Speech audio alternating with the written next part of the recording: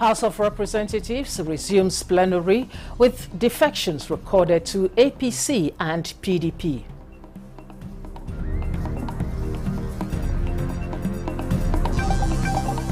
Regional security experts scale up action against acquisition of improvised explosive devices by terrorists.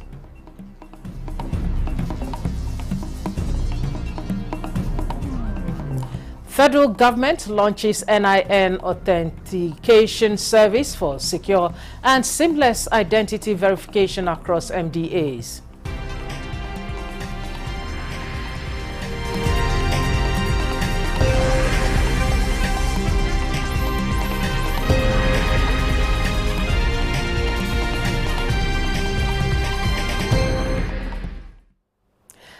Hello and welcome to the News Desk at 3 on NTA News 24. We are reaching you live from Abuja. I am Stella Inameti. President Bola Tinubu has transmitted the Federal Capital Territory's 2025 budget proposal of 1.78 trillion naira to the House of Representatives for consideration. Speaker of the House, Tajuddin Abbas, read the President's request on the floor as lawmakers reconvened for plenary after a 5-week Salah and Easter recess. Members expressed concern over a resurgence of terrorist attacks in the northeast and other parts of the country, while calling for decisive military onslaught against terrorist activities. At resumption of plenary, 6 members of the House from Delta State defected from the People's Democratic Party to the All Progressives Congress, while 2 Labour Party lawmakers from Enugu State moved to the PDP. House Committee on Aviation Technology and Eurospace has pledged support to the Nigerian College of Aviation Technology, Zaria, for it to attain its full potential as an aviation institution comparable around the world. The committee, led by its chairman, Karim Abiodun Tajuddin, gave the remark during an oversight visit to the college in Zaria, Kaduna State.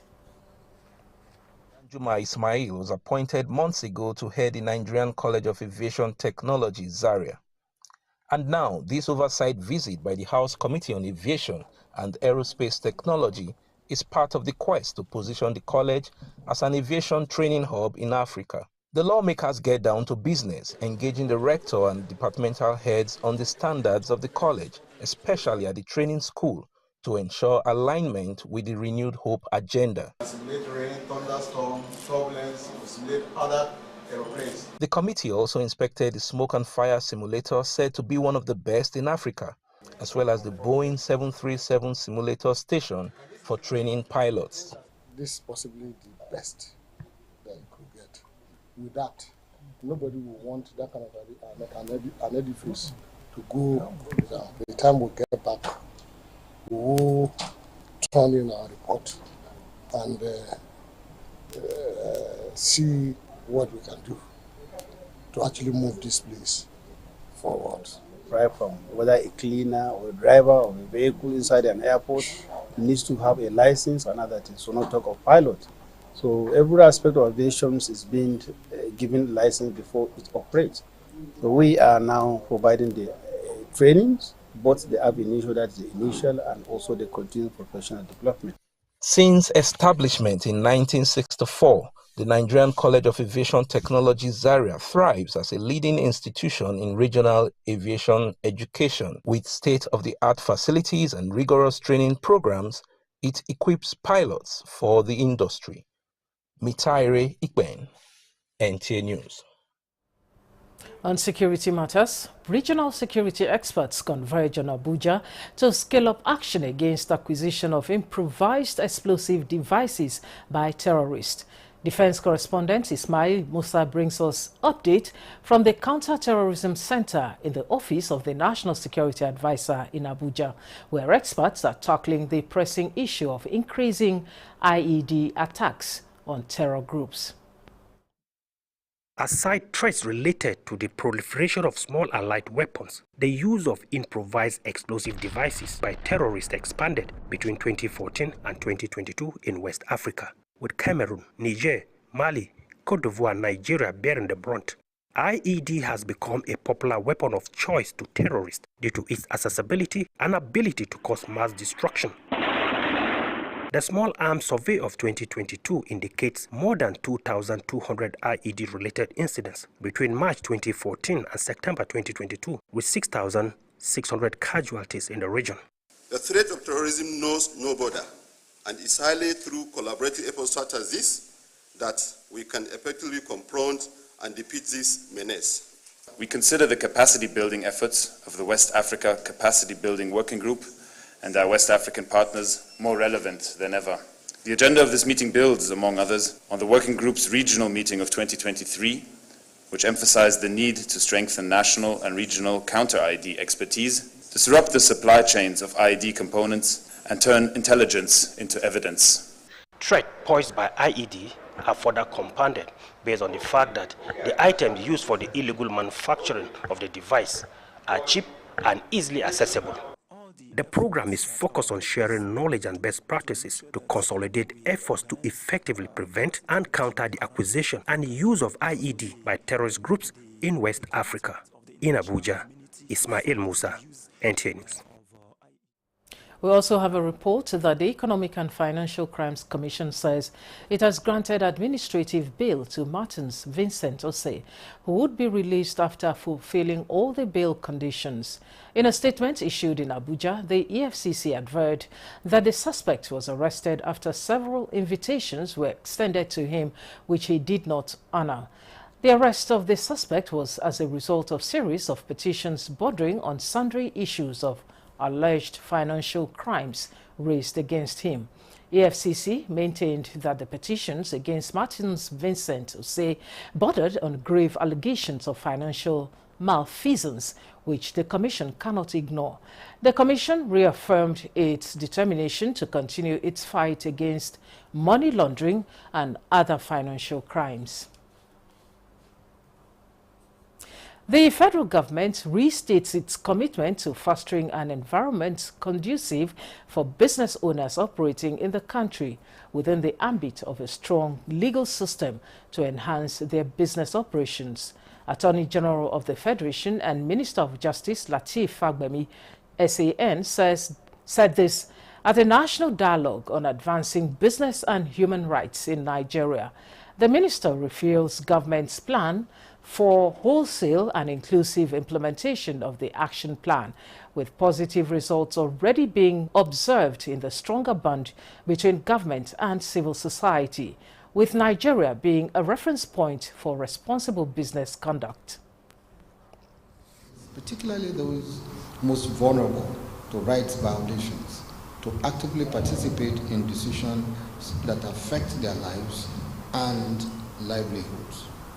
The approval by the Federal Executive Council and the adoption of the National Action Plan on Business and Human Rights marked a defining moment in our national journey to ensuring that economic development and business environment in our country are anchored on respect for human rights and the dignity of all.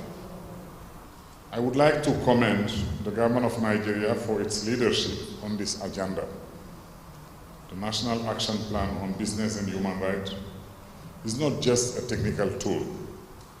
It is a national commitment to protect human dignity, preserve the environment, and ensure that economic progress benefits to everyone. The forum is expected to strengthen stakeholders' collaboration for effective business and human rights implementation. The federal government has approved the launch of the NIN Authentication Service, NINAUTH, for secure and seamless identity verification across ministries, departments and agencies. A statement by NIMSI's head of corporate communications, Kayode Adegoke, indicates that President Bola Tinubu has directed that all government services adopt the NINAUTH platform as part of efforts to strengthen the national identity management system under the Renewed Hope agenda. Developed by the National Identity Management Commission, NINAUTH offers web, API and mobile access for real-time identity verification. The statement adds that it introduces advanced security features protects user privacy, and allows individuals to manage how their data is shared.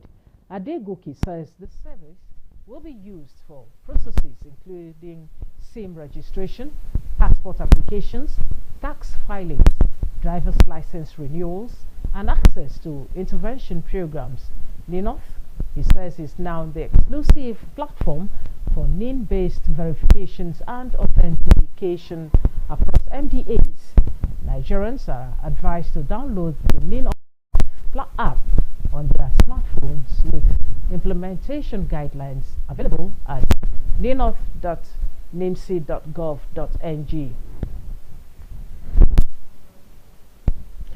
Professor Dan Tani Ibrahim Wushishi, Registrar CEO of NECO, announced that students won't incur extra costs or hidden charges for the NECO-wide computer-based examinations. He emphasized that this initiative marks a digital leap in Nigeria's education system and is expected to lower registration costs once fully implemented.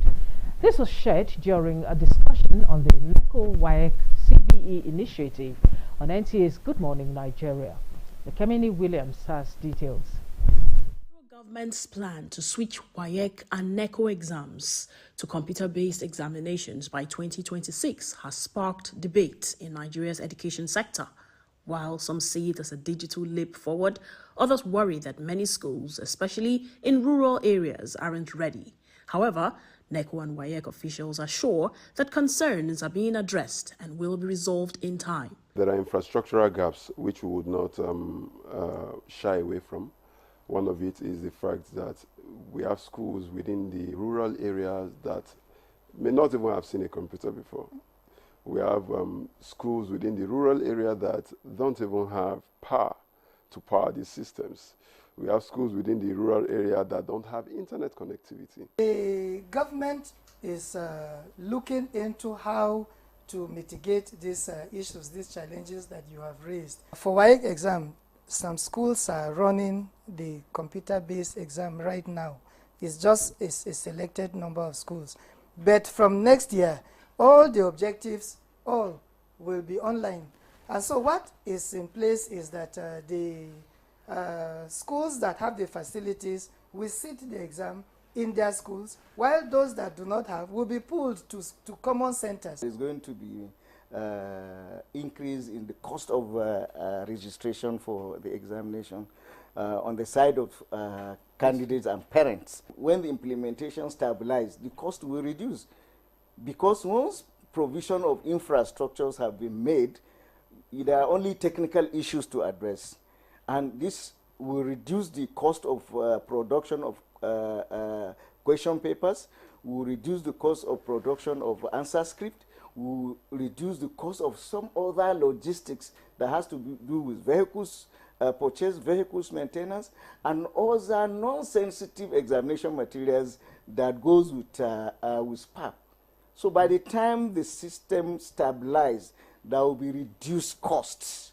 As cybersecurity experts emphasized the need for robust online security to protect exam integrity, and suggested making digital literacy a compulsory subject in schools, alongside maths and English. And it being in a digital format would mean that while you are trying to eliminate the physical form of security, you are now, this initiative is now bringing us to look at the digital form of security, because this data, once this data is captured by one person, everybody has it. Nigerians welcome the CBE initiative, emphasizing the need for comprehensive training for teachers and examiners to effectively impart digital skills to students. In Abuja, Kemini Williams, NTA News. This is the News Desk at 3 on NTA News 24. We have more stories when we return.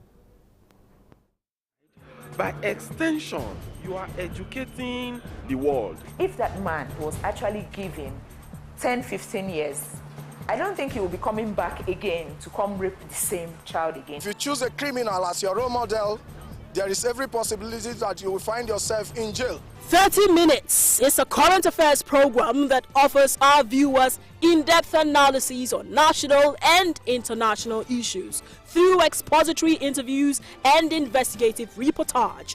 Watch 30 Minutes on NTA News 24, Thursday, 6:30 p.m. with repeat episodes Fridays and Saturdays, 6:30 a.m. Welcome to 30 Minutes on NTA News 24. The clock is ticking.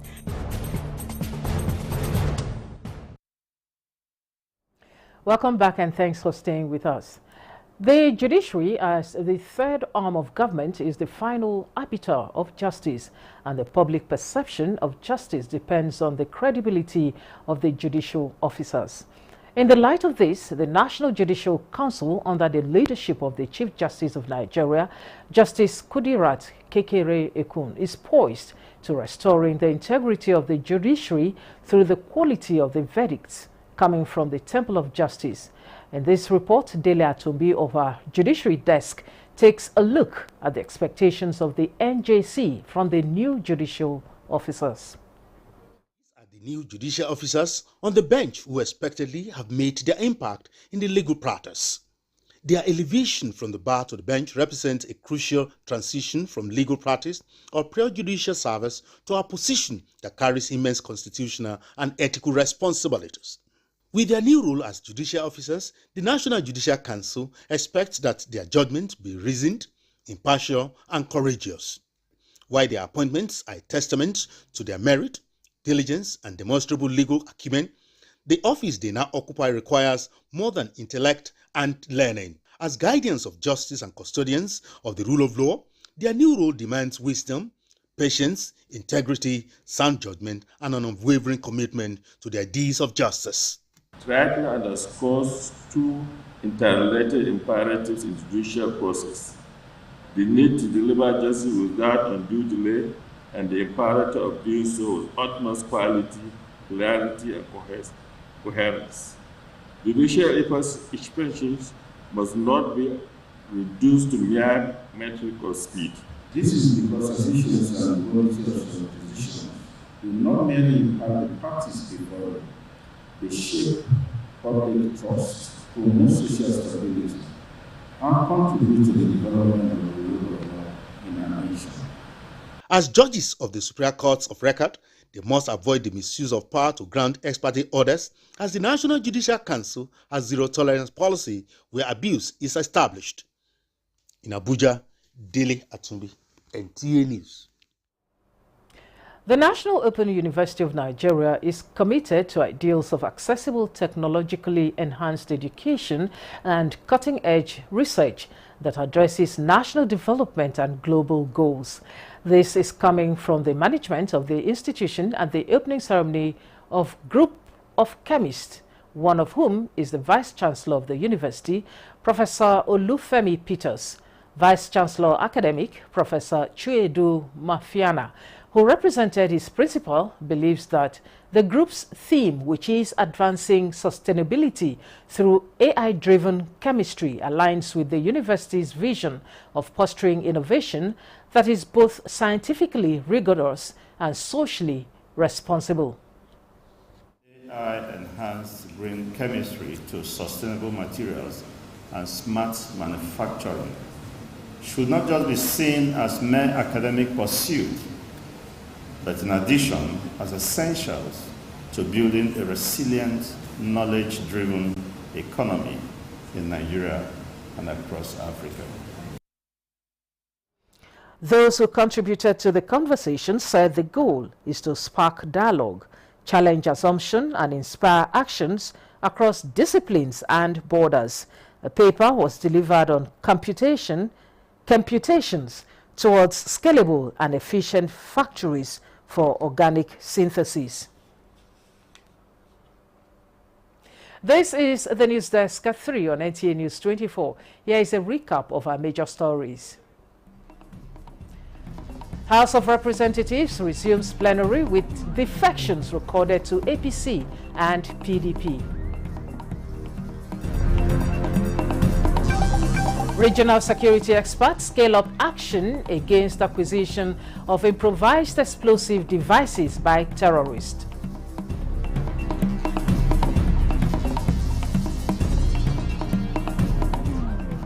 Federal government launches NIN authentication service for secure and seamless identity verification across MDAs.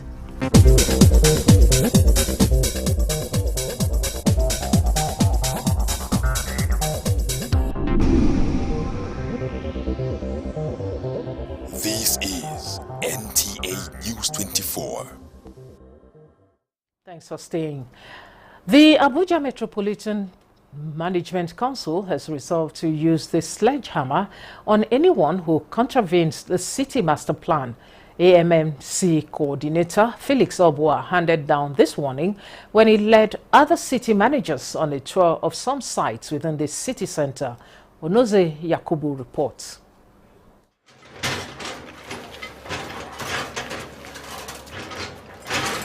Distortions of the city master plan has been a disturbing trend that the FCT administration is committed to addressing. This development informed this visit of city managers led by the coordinator Abuja Metropolitan Management Council, Felix Obua, to some project sites to see for themselves the level of contraventions. This includes buildings on waterways and floodplain areas in Guzapi district, and conversion of green areas to residential buildings by a Chinese firm on a plot of land in Utaku. The disturbing trend calls for urgent action. In the course of inspecting the building, we spotted the ongoing reclamation of the green area. So we came out and we saw the magnitude of the work being done. Then we alerted the council that there is a serious development coming up in Utaku district on a green area which we believed it was not authorized.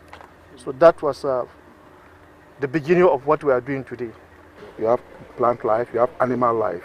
So as much as possible, it is correct to leave it the way they are. So the idea of putting concrete structures in this kind of place is out of place and it's against the master plan. So that's why the coordinator has said clearly to go down, and it should go down. If there are infractions here that will not be that it's already an eyesore, I'm appealing to the authority.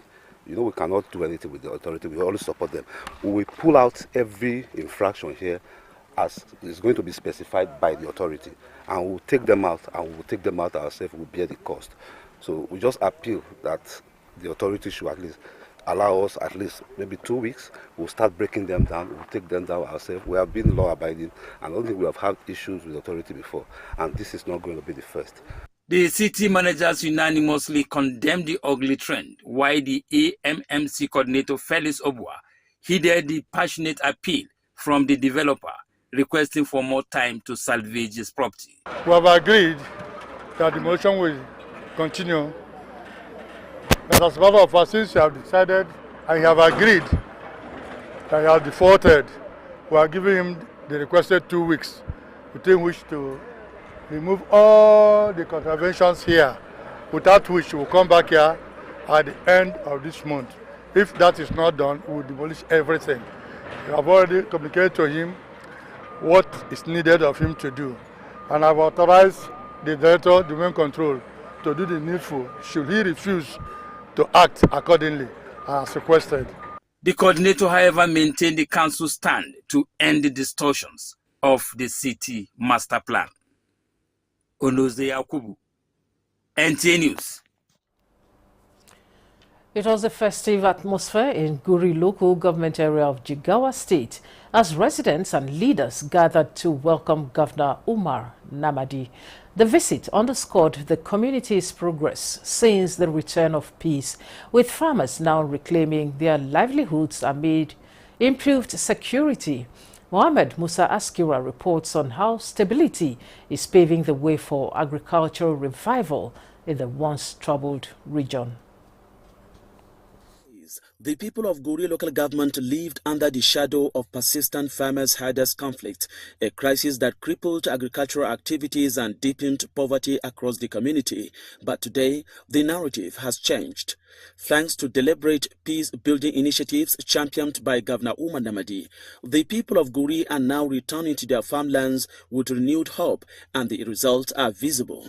Governor Namadi, who was in Guri as part of the ongoing government citizens engagement initiative, listened to the success stories shared by jubilant farmers. They praised his inclusive leadership style and credited his administration for improving the local economy. During the town hall session, Residents of Guri scored the governor high on performance over the last 2 years, pledging their continued support for the APC-led administration. They assured him that when the time comes, their gratitude will be felt at the ballot box. The APC government, from the federal government under the able leadership of His Excellency President Senator Bola Ahmed Tinubu, and also the state government as well as the local government, will continue to do our best to ensure that we have improved the life of our people. The security in Guri has been established. Now people are going about their normal business. For the last 25 years, people of Guri have never seen peace. They have never seen how to go to the farm. But for the last 2 years, all the people in Guri now, everybody is happy. People are going to their normal business. They are going to their farm. Today, I have received a lot of gifts of our farm inputs, our farm produce from the people in appreciation for the peace they have regained in Guri local government. With the restored peace, Guri is fast regaining its status as an agrarian hub, and the people say they are ready to lead the change for agricultural prosperity in Jigawa State. From Dutse, Muhammad Musa Askira, NTA News. And that concludes the News Desk at 3 on NTA News 24. Thanks for watching. I am Stella Inameti.